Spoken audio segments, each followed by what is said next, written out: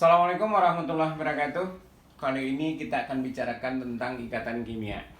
Nah, sebelum bahas tentang bagaimana ikatan kimia, bagaimana unsur-unsur berikatan, kita akan bahas lebih dahulu mengenai gas mulia. Nah, seperti yang kita tahu bahwa setiap unsur itu berusaha untuk mencapai kestabilan. Karena jarang kita temui unsur-unsur itu dalam keadaan bebas. Nah, salah satu yang ditemui dalam keadaan bebas itu adalah gas mulia. Nah, di sini kita lihat bagaimana konfigurasi dari gas mulia itu sendiri. Ya, dimulai dengan helium dengan nomor atom 2. Berarti konfigurasi elektronnya dalam hal ini elektron terluarnya 1s2. Kemudian neon, ya. Konfigurasinya helium 2s2 2p6. Dan berikutnya adalah AR dan selanjutnya ke bawah. Dan kalau kita perhatikan apa yang kita bisa lihat di sini, ya. Neon, argon, krypton, xenon dan radon itu memiliki elektron valensi yang sama.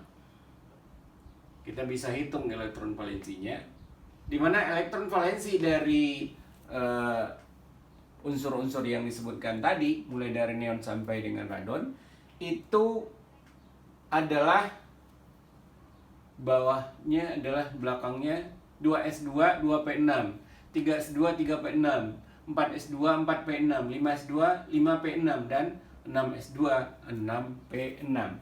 Nah, dalam hal ini berarti elektron valensinya selain dari helium itu adalah sini adalah 8. Ya. Sedangkan tentu kalau helium elektron valensinya adalah 2. Nah, maka dari itu karena unsur-unsur dari golongan 8 itu adalah sebagai dianggap sebagai gas mulia yang sulit untuk bereaksi, atau katakanlah dia itu adalah yang paling stabil, maka unsur-unsur yang lain itu akan berusaha untuk mencapai kestabilan seperti halnya gas mulia.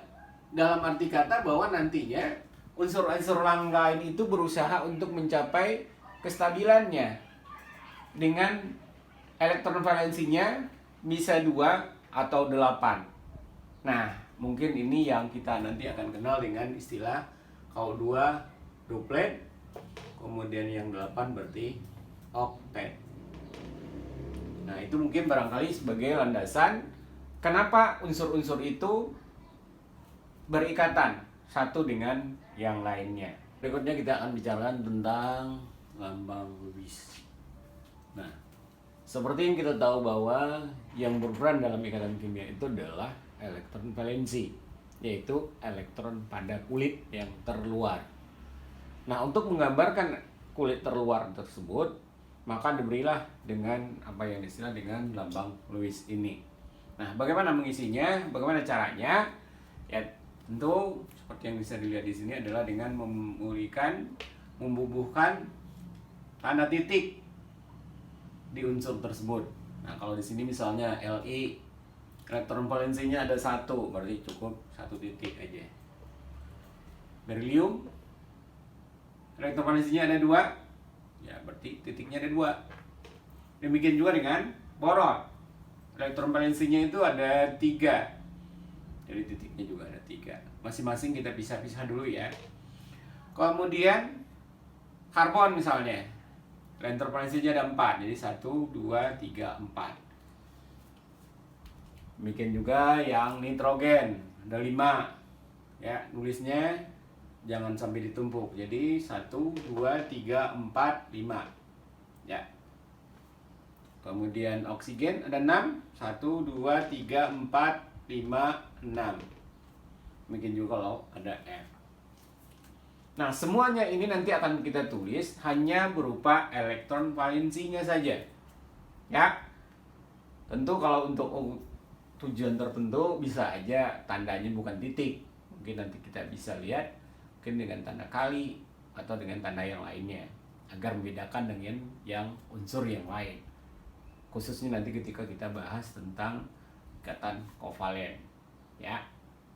Jadi inilah cara untuk menulis lambang Lewis-nya, yaitu dengan cara membubuhkan tanda titik sebanyak elektron valensi dari unsur tersebut. Sekarang kita masuk pada yang pertama. Yang akan kita bicarakan adalah ikatan ion. Nah, ikatan ion itu terbentuk dari unsur logam dan non-logam. Karena seperti yang kita tahu bahwa unsur logam itu cenderung untuk melepaskan elektron, sehingga dia akan membentuk muatan positif. Sementara kalau untuk yang non-logam itu akan cenderung untuk menerima elektron, sehingga dia akan menjadi atau membentuk ion negatif. Nah, adanya ion positif di satu sisi dan ion negatif di sisi yang lain, nah itulah yang nanti akan menyebabkan terbentuknya ikatan ion. Jadi, ikatan ion itu terbentuk yaitu terjadinya ikatan antara ion positif dan ion negatif. Nah, untuk lebih jelasnya kita lihat dengan contoh berikut. Diketahui natrium nomor atom 11 dan Cl nomor atom 17. Nah, kita akan lihat nanti akan terbentuk ikatan seperti apa. Tentu yang awalnya adalah kita tulis dulu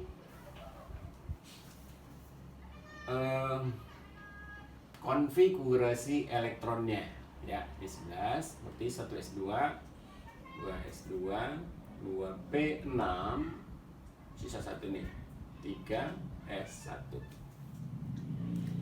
Cl 1s2, 2s2, 2p6, 3s2, udah 12, 3p5. Kita bisa lihat di sini bahwa elektron valensi dari Na itu adalah 1. Sedangkan elektron valensi dari Cl itu adalah 7. Nah, berdasarkan pada aturan sebelumnya bahwa kita tahu senyawa atau unsur yang paling stabil itu adalah gas mulia, dan diharapkan nanti unsur yang lain itu berusaha agar dia mencapai konfigurasi seperti halnya gas mulia. Nah, maka dengan demikian kalau kita perhatikan di sini, pertama adalah kita tulis dulu dalam bentuk lambang Lewis-nya, ya. Na berarti di sini elektron valensinya 1. Sementara di sini adalah Cl, elektron valensinya adalah 7. Ya. Nah, karena kita tahu bahwa dia akan berusaha agar menjadi elektron valensinya itu adalah duplet seperti gas mulia. Atau dalam hal ini tentu karena ini adalah untuk Na dan Cl, ya, yang diminta itu adalah bukan dupletnya tetapi adalah oktetnya. Tapi kalau misalnya nanti hidrogen, nah itu baru kita akan lihat dia cenderung itu untuk menjadi duplet. Nah, kalau berdasarkan elektron valensi yang ada, tentunya kalau kita lihat ya di sini Na itu cenderung untuk melepaskan satu buah elektron. Jadi dalam hal ini elektron itu dilepaskan, ini 1. Kalau elektron yang dilepas 1, elektron berikutnya ada berapa pada kulit berikutnya? Ya. Nah, Anda bisa lihat di sini nih. 2 plus 6. Berarti masih 8. Nah, sesuai dengan kaidahnya. Nah, kalau kita lihat sekarang, ketika Na melepaskan satu elektron ke Cl, maka elektron dari Cl nanti akan jadi 8. Maka dengan demikian, ketika dia sudah jadi 8, berarti sudah memenuhi kaidah oktet nantinya. Jadi dalam hal ini, elektron ini akan pindah yang 1 itu, sehingga nanti yang akan terjadi adalah Na Cl. Nah, Cl-nya nanti aku beri lambang Lewisnya jadinya begini. Dan kalau kita lihat Na tentu dia akan bermuatan positif 1 dan Cl akan bermuatan negatif 1. Nah, nanti kita akan lihat kenapa ada lambang Na plus. Ya. Karena kita tahu bahwa kalau angka 11 itu kan menunjukkan jumlah proton dan elektron dalam molekul yang unsur yang netral. Berarti dengan demikian kalau dalam keadaan netral protonnya ada berapa? 11. Elektronnya dalam keadaan netral 11. Tapi sekarang elektron itu sudah hilang 1, lepas 1. Berarti elektronnya berapa sekarang? Tinggal 10. Dengan demikian jumlahnya menjadi plus 1. Nah, inilah kenapa Na itu bermuatan positif 1. Demikian juga dengan Cl. Ya, Cl kenapa dia bermuatan negatif 1? Nomor atomnya adalah 17. Berarti protonnya sama dengan 17. Karena proton tidak berpengaruh atau tidak dipengaruhi oleh adanya ikatan. Karena yang berperan itu adalah ikatan. Pada ikatan itu adalah hanya elektron saja. Berarti elektron dalam hal ini ya, itu kan sudah bertambah 1. Kalau awalnya 17, berarti sekarang menjadi 18. Sehingga kalau kita jumlahkan menjadi min 1. Nah, demikian cara menuliskannya. Kenapa misalnya harus Na plus dan Cl-nya menjadi negatif. Dan kalau kita gambarkan benar nggak bahwa ini sudah memenuhi seperti gas mulia. Nah, kita gambarkan saja Na. Berarti Na ada kulitnya. Nah, kulitnya ada 3. Ya. Berarti di sini ada 2. Yang berikutnya ada 8.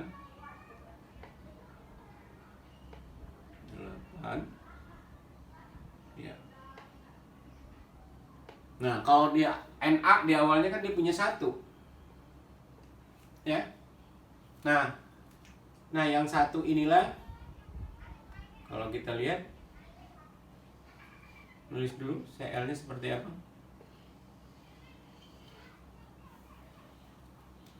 Berarti di sini ada 2.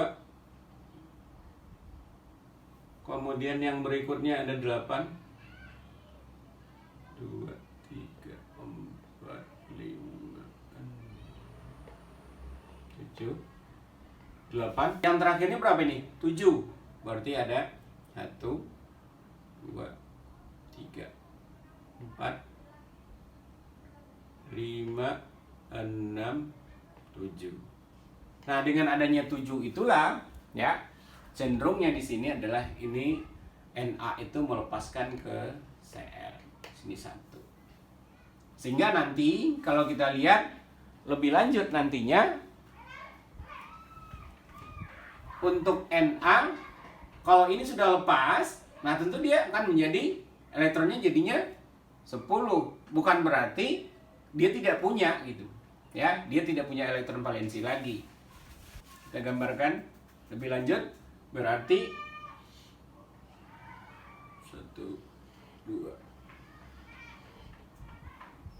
Berarti Na 1, 2. Nah, di kulit kedua dia masih punya elektronnya ada 8. Ya. Nah, ini adalah Na plus. Ya. Kemudian demikian juga dengan Cl. Ya, di sini ada 2. Ini ada 8.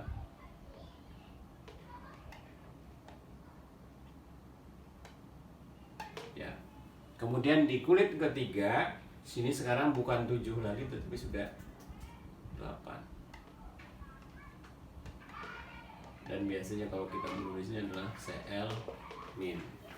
Dan kalau kita perhatikan sekarang, berarti Na-nya, elektron valensinya sekarang bukan berarti 0, tetapi adalah 8. Ya. Kemudian untuk Cl, elektron valensinya sekarang ada 8. Artinya adalah bahwa kedua unsur ini sudah stabil. Seperti stabilnya gas mulia. Ya, itu yang perlu diperhatikan. Jadi setiap unsur itu akan mencapai kestabilan seperti susunan elektron valensi dari gas mulia. Demikian barangkali. Yang berikutnya mungkin kita akan lihat beberapa contoh yang lainnya. Contoh kedua, diketahui Mg dengan nomor atom 12 dan F nomor atomnya adalah 9. Seperti yang tadi bahwa langkah pertama itu kita tulis dulu. Berarti ini adalah konfigurasi elektronnya 1s2, 2s2, 2p6, sisa 2, T3s, 2. Yang berikutnya adalah F. Berarti 1s2, 2s2, 2p5. Ya. Berarti dengan demikian maka Mg nomor atomnya elektron valensinya ada 2, sementara F itu elektron valensinya ada 7. Ya. Nah, seperti yang tadi juga kita sampaikan bahwa setiap unsur itu akan berusaha untuk mencapai kestabilan seperti stabilnya gas mulia. Dan biasanya umumnya dia akan menjadi elektron valensinya jadi 8. Maka Mg dia cenderung, nah elektron valensinya kan di sini ada 2. Berarti cenderungnya adalah yang 2 itu harus dilepaskan. Sebenarnya kalau secara teori melepaskan 2 atau menangkap 6. Tapi yang lebih mungkin kan tentu adalah melepaskan 2 elektron. Jadi dalam hal ini kita tulis dulu lambang Lewisnya di sini, ya, Mg. Berarti elektron valensinya ada 2. Sementara kalau untuk F, elektron valensinya di sini adalah 7, ya. Berarti dengan demikian Mg itu akan melepaskan elektronnya ke F. Jadi kita tulis dulu. Nah, ini biar kelihatan dia berbeda, maka di sini mungkin kita kodenya lambang Lewisnya kita ganti dengan silang gitu. Ini hanya perbedaannya, biar beda. Jadi kalau kita sampaikan elektron valensinya sudah berpindah 1 ke F. Ya. Nah, kalau kita lihat tentunya apakah F-nya sudah stabil dengan penambahan 1 elektron? Ya, sudah, karena jadi 8. Tetapi apakah Mg sudah stabil? Ternyata belum. Kenapa? Nah, dilihat, berarti masih ada sisa 1. Ya. Nah, maka dari itu elektron yang 1 ini juga harus dilepaskan. Nah, karena dia berikatan dengan F di sini, ya tentu dengan F lagi yang lainnya. Kita tulis lagi. Ya, berarti dengan demikian, nah, elektron ini akan pindah. Ya, sehingga dengan demikian, ya kalau secara umum ya kita akan dapatkan tentunya Mg akan berkaitan dengan 2 buah unsur F. Nantinya tentu dia akan membentuk kalau molekulnya adalah Mg F2. Nah, bisa kita tulis juga. Kalau di sini kan seolah-olah Mg itu nggak punya elektron valensi lagi. Padahal kan yang kita ingin lihat itu adalah Mg itu tetap dia punya elektron valensi. Ya. Nah, kalau kita perhatikan sekarang tentunya Mg kulitnya 3, 1, 2, 3. Ya, berarti di kulit ini 1, 2. Di sini juga ada 8, 1, 2, 3, 4, 5, 6, 7, 8. Kulit keduanya. Kulit ketiganya tentu adalah 2 di sini. 1, 2. Ya. Nah, baru seperti yang tadi, kalau F tentu kulitnya cuma ada 2. 1, 2. Ya, di kulit pertama ada 2, kulit kedua ada 7. Nah, ya. Berarti dengan demikian, yang pertama dari elektron ini akan berpindah ke F. Nah, kemudian seperti yang kita bisa lihat, kalau dia berpindah 1 berarti F-nya udah stabil. Tetapi untuk Mg-nya belum, maka kita bikin Mg-nya 1 lagi. Karena ada 1 elektron lagi.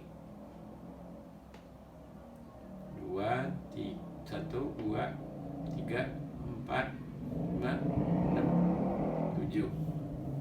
Nah, 1 buah elektron lagi ini akan pindah ke F yang lainnya. Ya. Sehingga yang kita dapatkan itu adalah tentu kita lihat ya Mg-nya elektronnya berapa sekarang? Nah, kita tulis dulu. Ya. Nah, tadi kita udah lihat bahwa ya di kulit pertama masih ada 2, kulit kedua ada 8, kulit ketiga awalnya ada 2, kemudian dia sudah berpindah atau dilepaskan ke F, berarti di kulit ketiga adalah tidak ada lagi. Ya. Berarti sekarang kalau kita perhatikan berarti ya elektronnya untuk F, untuk Mg, dalam hal ini untuk Mg sekarang sudah 8, ya. Nah, demikian juga kalau dengan F, ya. Tentu dengan ini dia akan bentuk Mg plus 2. Dan nah, kalau kita lihat itu 1, 2, 3, 4, 5, 6, 7, 8. Nah, 8. Ya. Yang 2 lagi kita lihat tuh 2, 3, 4, 5, 6, 7, 8. Ya, membentuk F min. Ya. Nah, kalau seperti yang tadi juga kalau mau kita hitung lagi, Mg itu benar nggak dia bermuatan positif 2? Ya. Seperti yang kita tahu dengan nomor atom 12 berarti protonnya adalah sama dengan plus 12. Kemudian elektron. Nah, kalau di sini kan elektronnya kalau dilihat dihitung kembali kan 1, 2, 3, 4, 5, 6, 7, 8, 9, 10. Itu 10. Dan kalau kita jumlahkan elektron muatannya negatif tentunya tentu adalah plus 2. Nah, demikian juga dengan F. Ya. Berarti F protonnya karena ini adalah 9 ya, berarti protonnya 9. Karena dalam hal ini proton tidak terlibat dalam ikatan kimia. Elektronnya berapa sekarang? Nah, kita hitung aja di sini sesuai dengan angka ini. 1, 2, 3, 4, 5, 6, 7, 8, 9, 10. Sehingga nanti akan membentuk jumlahnya adalah min 1. Ya. Nah, molekul apa yang terbentuk? Di sini sudah jelas bahwa yang terbentuk itu adalah Mg, kemudian F-nya ada 2. Nah, demikian caranya bagaimana membentuk ikatan atau terbentuknya ikatan ion. Nah, untuk yang selanjutnya sambil berlatih mungkin bisa Anda tulis nantinya ya, bagaimana reaksi atau ikatan yang terbentuk antara misalnya Al dengan nomor atom Al kalau nggak salah 13, atau kalau kok salah nanti ada koreksi sendiri. kemudian dengan Cl dengan nomor atom 17. Ya. Itu yang pertama. Yang kedua, misalnya antara Be kemudian dengan O. Nah, itu juga nanti bisa Anda lihat, ya. Atau mungkin yang lebih lazim itu yang sering didengar adalah Mg dan O. Ya. Nanti nomor atom masing-masingnya biar tidak salah Anda cari di sistem periodik unsur. Demikian cara cara pembentukan ikatan ion. Mudah-mudahan dengan mudah Anda bisa pahami. Nah, selanjutnya akan kita bicarakan tentang ikatan kovalen. Nah, kapan terbentuknya ikatan kovalen? Nah, ikatan kovalen itu seperti yang kita tahu bahwa biasanya ini terbentuk antara non-logam dan non-logam. Ya.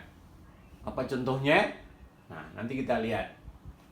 Kemudian ikatan kovalen ini bagaimana terbentuknya? Kalau sebelumnya kita lihat bahwa pada ikatan ion itu elektron yang terjadi adalah serah terima. Nah, kalau sekarang kita melihat untuk kasus yang seperti ini, kita nanti akan lihat bahwa di sini adalah terjadinya pemakaian elektron valensi, pemakaian bersama.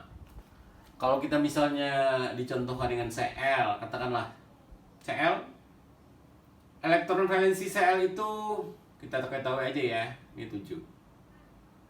Ya, 7. Kemudian dia berikatan dengan Cl yang lain. Berarti dengan demikian elektron valensinya juga ada 7. Ya. Nah, kalau begitu, kalau kita perhatikan berarti Cl yang pertama berarti dia butuh 1 elektron. Cl yang kedua butuh 1 elektron. Nah, kalau yang sama-sama butuh seperti ini, maka bisa nggak mereka, misalnya Cl yang pertama ini melepaskan pada Cl yang kedua? Kalau seandainya itu terjadi, maka kalau ini melepaskan, maka jadinya adalah elektronnya jadinya kalau awalnya 7 kurangi 1, jadi 6. Tetapi kalau untuk yang kedua, dari 7 tambah 1 jadinya 8. Berarti mereka sudah stabil belum? Ya belum.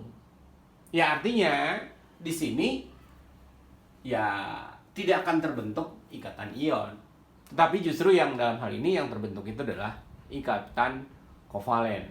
Nah, untuk lebih jelasnya nanti contoh-contoh berikutnya nanti akan kita perlihatkan bagaimana pembentukan ikatan kovalen ini.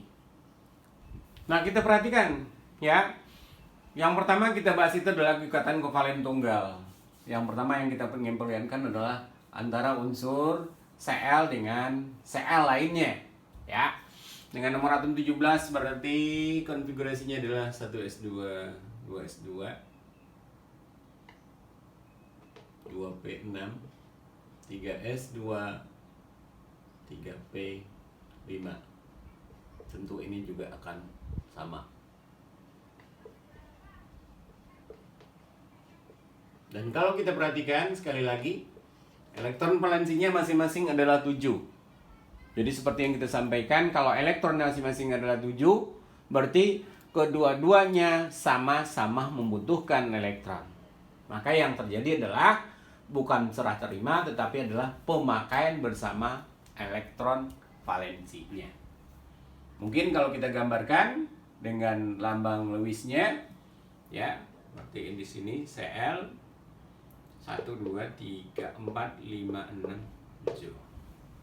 Kemudian di sisi yang lain, ya, berarti adalah Cl yang satu lagi. Ini hanya untuk sekedar untuk membedakan. Berarti di sini 1, 2, 3, 4. Kita tulis begini agar membedakan dari yang lain. Nah, kalau kita lihat sekarang berapa elektronnya? Nah, elektronnya untuk Cl yang di kiri jumlah elektronnya menjadi, Anda bisa hitung, berarti 1, 2, 3, 4, 5, 6, 7, 8. Sudah stabil belum? Sudah. Yang berikutnya, yang di kanan, berapa elektron valensinya? 1, 2, 3, 4, 5, 6, 7, 8. Sudah stabil belum? Sudah. Maka dengan demikian, dengan pemakaian bersama seperti ini, dia sudah bisa stabil. Dalam hal ini, dia akan membentuk, ikatannya adalah Cl2. Dan ikatan yang seperti ini kan ada satu buah ikatan, bisa diwakili dengan satu garis begini. Nah, demikian contoh untuk yang unsurnya sama. Ya. Nah, berikutnya adalah contoh yang di sini adalah H dan F. H nomor atomnya adalah 1, berarti 1s1. F berarti 9 nomor atomnya, 1s2, 2s2, 2p5. Ya. Nah, kalau kita perhatikan di sini jelas bahwa untuk H ya dan F, H itu ada elektronnya 1. Ya. Kalau di sini elektronnya ada 7. Maka kemungkinan seperti yang tadi, tentunya kalau H ya, biar dia stabil dengan ya menangkap satu elektron lagi atau membutuhkan satu elektron lagi. Sedangkan F membutuhkan satu elektron juga. Maka yang terjadi adalah ya, karena sama-sama butuh berarti harus dipakai bersama. Nah, pertanyaannya kalau misalnya H ini melepaskan 1, bisa stabil atau tidak? Kalau seandainya ini elektron 1, kemudian dilepaskan 1, sisanya berapa? Sisanya jadi 0. Stabil atau tidak? Ya tidak. Ya. Jangan disamakan dengan unsur-unsur yang lainnya. Karena di sini elektron yang lainnya udah nggak ada lagi. Ya. Jadi kalau kita gambarkan dengan lambang Lewisnya berarti H elektron valensinya 1, kemudian dengan F yang elektron valensinya adalah 7. Maka cara menghitungnya ya begini. Nah, sekarang elektron valensinya ada 2. Sudah stabil belum? Sudah. Dan itu dia mengikuti kaidah duplet. Sesuai dengan apa unsurnya? Itu dengan helium yang elektron valensinya adalah 2. Demikian juga dengan F. Elektron valensinya sekarang jadi berapa? 1, 2, 3, 4, 5, 6, 7, 8. Dengan demikian, ini senyawanya juga sudah, unsurnya sudah stabil. Dan yang terbentuk itu adalah senyawanya adalah HF. Contoh berikutnya adalah H nomor atom 1 dan O nomor atom 8. Sekarang kita lihat, berarti konfigurasinya 1s 1.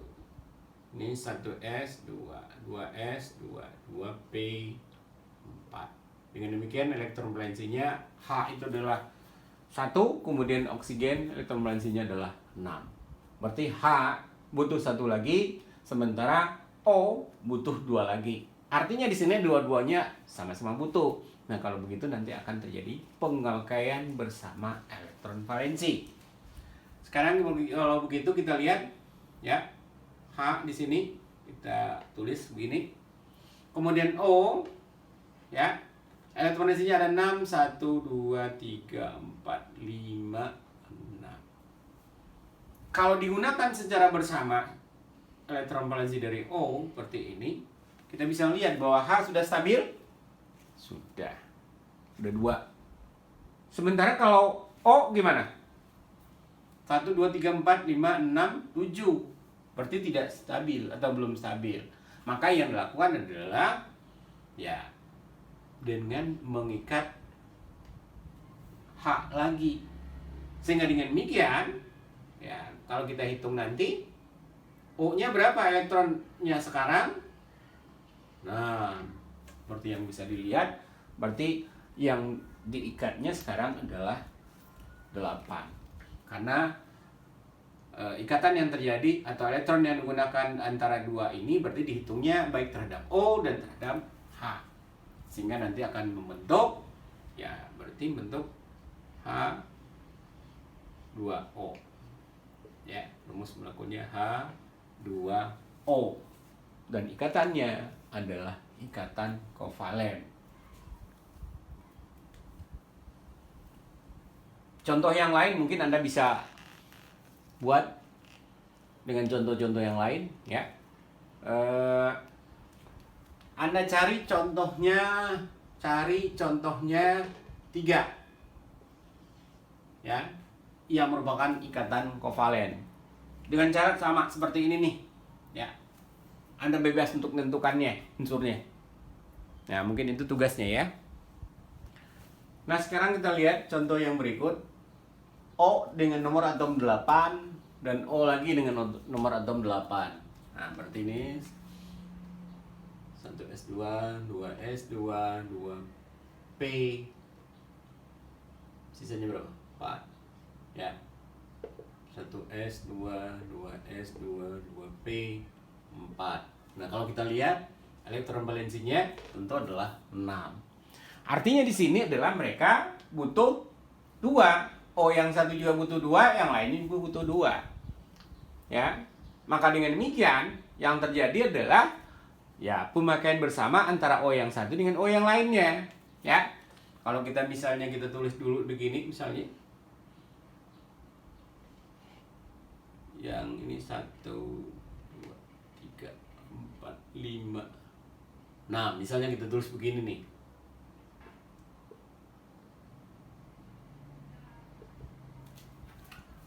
Kalau bentuknya seperti itu berarti apakah sudah stabil? Ya. Nah, kalau kita hitung nantinya yang di kiri baru berapa? Baru 7. Yang di kanan baru berapa? Juga baru 7. Ya, sementara masih ada yang belum berpasangan. Nah, maka nanti yang kita ini salah, ya. Berarti yang ini dan ini kita dekatkan, berarti dia akan bentuk ikatan. Demikian nanti akan bentuk O. Nah, 1 2 3 4. Nah, 5 6. O yang satu lagi juga demikian. O. Ya. Nah, dengan demikian kalau kita hitung O yang kiri berapa? 8. Yang kanan 8. Maka dengan demikian dia akan membentuk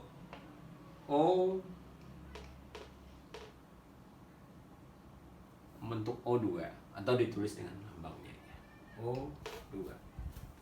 Nah, itu untuk contoh O2, ya. Contoh yang lain antara C dan O, ya. C dan O berarti ini adalah 1s2, 2s2, 2p, 2.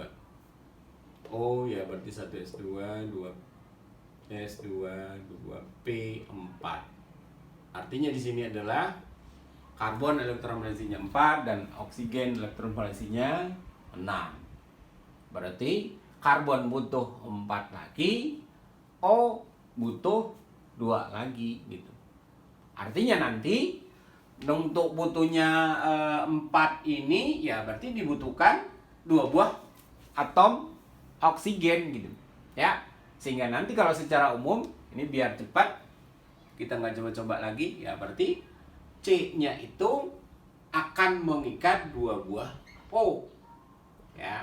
Karena kalau seperti dilihat tadi, seperti disampaikan tadi, ya, karbon butuh 4, sementara ini butuh oksigen butuh 2. Berarti agar sama-sama 4 ya berartinya karbonnya adalah 1, oksigennya ada 2, ya. Karena seperti yang kita tahu bahwa karbon itu kan dia punya elektron valensinya ada 4, ya. Nah, ini biar cepat, berarti kita akan dapatkan bahwa di sini dia akan membentuk ikatan rangkap 2. Dan kalau kita hitung, ya, oksigennya 8, Oksigen yang kanan 8. Kalau karbon juga sudah 8. Maka dengan demikian senyawa yang terbentuk itu adalah berupa CO2. Karbon dioksida. Nah, sekarang kita lihat contoh untuk rangkap 3. N nomor atomnya adalah 7, berarti 1s2, 2s2, 2p3. Ya, sama. 1s2, 2s2, 2p3. Berarti elektron valensnya masing-masingnya adalah 5. Ya. Berarti dalam hal ini ya, ini berarti kedua-duanya butuh masing-masing 3 lagi. Ya. Karena butuh masing-masing 3, sementara dia unsurnya juga sama, ya berarti yang digunakan pemakaian bersama. Dan elektron yang digunakan bersama-sama ya elektron valensinya itu, ya. Karena 3 yang di masing-masing butuh, ya berarti dia langsung aja kita tulis dengan membutuhkan atau membentuk rangkap 3.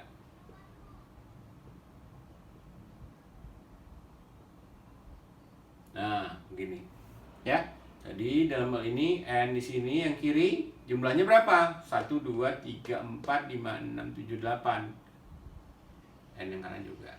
Sehingga nanti akan bentuk N rangkap 3. Musnya molekulnya adalah N2. Nah, demikian contohnya ya untuk yang rangkap 3.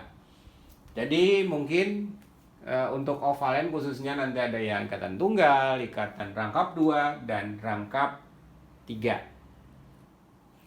Nah, berikutnya kita bicara tentang ikatan kovalen polar dan non polar.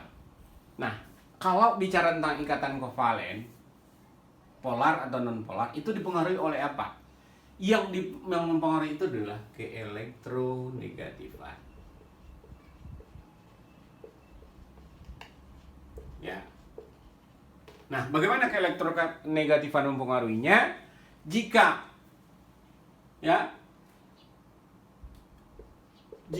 keelektronegatifan perbedaannya itu adalah sama dengan 0, ya. Nah, itu adalah bersifat non polar. Ya. Nah, jika perbedaannya itu makin besar dari 0, nah itu akan beranjak pada ikatan kovalen yang lebih polar. Tentunya semakin besar perbedaan keelektronegatifan dari unsur-unsur penyusunnya, maka ikatannya menjadi semakin polar. Apa contohnya yang non polar? Nah, contoh yang ikatan kovalen non polar F2. Diketahui bahwa F itu keelektronegatifnya 4 ditetapkan. Tetapi F yang lain juga 4. Maka dengan demikian selisihnya berapa? Ya, selisihnya ya 0 selisihnya. Dengan demikian ikatannya bersifat non polar. Ya. Tetapi kalau misalnya H2O. Nah, kita nggak punya data, ya. Tetapi berdasarkan unsur yang berbeda seperti ini, H, kemudian ada O, H itu dia di sangat kiri, ya. O-nya itu adalah sangat yang bagian kanan, ya otomatis dengan demikian terjadi perbedaan keelektronegatifan yang cukup besar di sini, ya. H2O itu adalah senyawa yang bersifat polar. Ya, mungkin nanti kalau bahasan selanjutnya mungkin kita bisa lihat apa aja faktor-faktor yang mempengaruhi senyawa itu polar apa tidak. Tidak hanya cukup dikatakan bahwa ikatannya itu polar atau tidak, tetapi hal yang lebih jauh nanti kita bahas, ada yang disebut dengan momen dipol. Nah, mungkin pada topik yang lain nanti kita akan bahas itu. Nah, berikutnya adalah perbedaan ikatan ion dan ikatan kovalen. Mungkin saya tidak akan bahas ini secara lebih detail, ya. Tapi secara umum seperti yang kita tahu bahwa ikatan ion itu adalah antara logam dan non logam. Sementara ikatan kovalen itu antara non logam dengan non logam. Nah, dari segi sifat nanti kita bisa lihat bahwa mungkin mulai dari titik didihnya, ya, ada juga kelantannya mungkin dalam air dan lain-lainnya, itu akan berbeda satu sama yang lainnya. Nah, mungkin tugas Anda adalah Anda cari perbedaan antara ikatan ion dan ikatan kovalen itu apa. Ya, mungkin titik didihnya, mungkin juga kelantunnya dalam air, dan sifat-sifat lainnya yang harus Anda cari. Nah, berikutnya sedikit kita bahas tentang ikatan kovalen koordinasi. Ya. Nah, kita perhatikan ikatan kovalen koordinasi itu seperti apa. Kita lihat aja dengan contoh. NH3 dengan BF3. Ya. NH3. Kita tulis langsung aja. NH3. Kemudian BF3. BF3. Nah, kalau kita perhatikan di sini, apakah NH3 sudah stabil? Sudah. Elektron valensinya sudah, atau elektron sekelilingnya sudah 8. BF3 sudah stabil belum? Sudah oktet? Belum. Ya, karena jumlahnya baru 6. Maka dalam hal ini dia bisa membentuk ikatan kovalen koordinasi. Ya. Dimana nanti ya N, nah, ini untuk membedakan aja, akan berikatan dengan BF3. Ya. Sehingga nanti akan membentuk ikatannya adalah ikatan kovalen koordinasi. Lah, salah. H. Dan kalau kita perhatikan di sini, elektron yang digunakan untuk berikatan itu hanya berasal dari N saja, atau salah satu unsur saja. Maka disebut sebagai ikatan kovalen koordinasi. Kalau sebelumnya ikatan tersebut, elektron yang digunakan untuk berikatan itu adalah berasal dari kedua unsur. Makanya ikatannya hanya disebut dengan ikatan kovalen. Atau bisa juga antara NH3 dengan H+. Contoh lain, NH3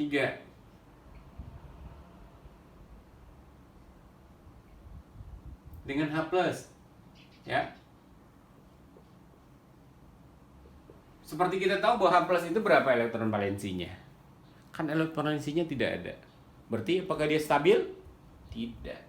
Maka dengan demikian, dengan berikatan secara kovalen koordinasi dengan N dalam hal ini, maka dia sudah stabil. Ya. Sehingga nanti akan membentuk NH4+. Dan ikatan inilah yang disebut dengan ikatan kovalen koordinasi.